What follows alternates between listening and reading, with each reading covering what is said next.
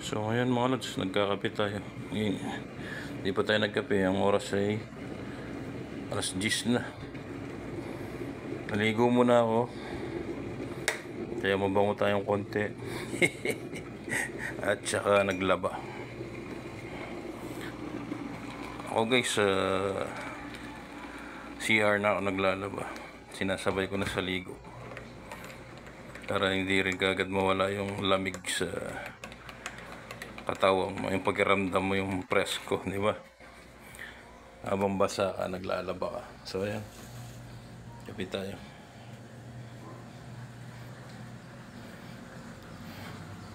So yun yung linaba ko guys. Ayan. Siguro 2 araw yan, 2 araw lang. So ngayon,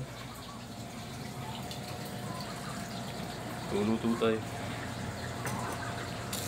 Luto tayo ng luto kagabi. Si Mikey Boy, makalat. Luto tayo ng bangus, paksiw. Labot ko muna, matigas. Yung kawali natin, sunog na naman yung isa side. Dahil sa mga tosino.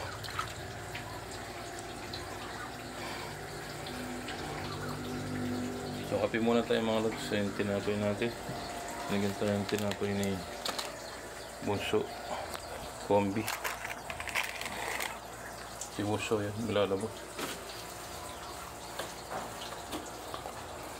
Wala na siya labandero eh.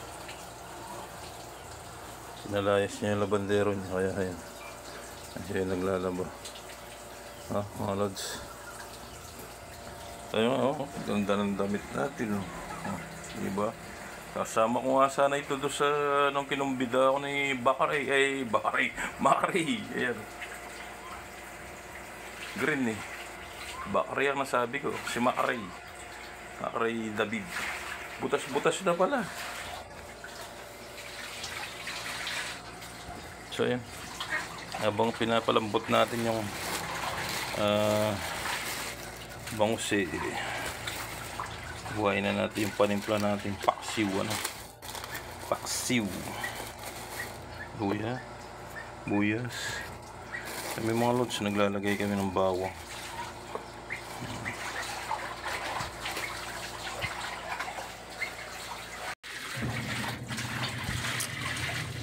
So yan mga lods, chop na yung bangus. Natigos pa yung loob niya para maalis ko yung atlo. Babad pa siya. So kape muna tayo. Nakaiwa na rin luya, buyas sa kabaw. Paminta pala niyan.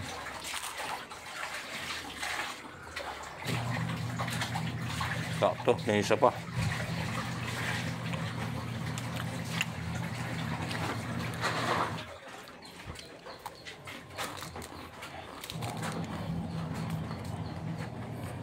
Good.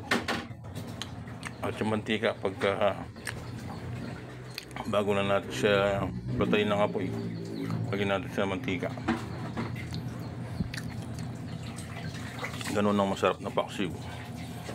Kahit wala mantika, kung may kasama sanang yung taba ng baboy, pwede yun. Yung karni pa yung taba, tapos ayaw mo siyang maano sa sabaw, makulo. Pag kumulo yung magiging mantika rin. So kape muna tayo mga lods.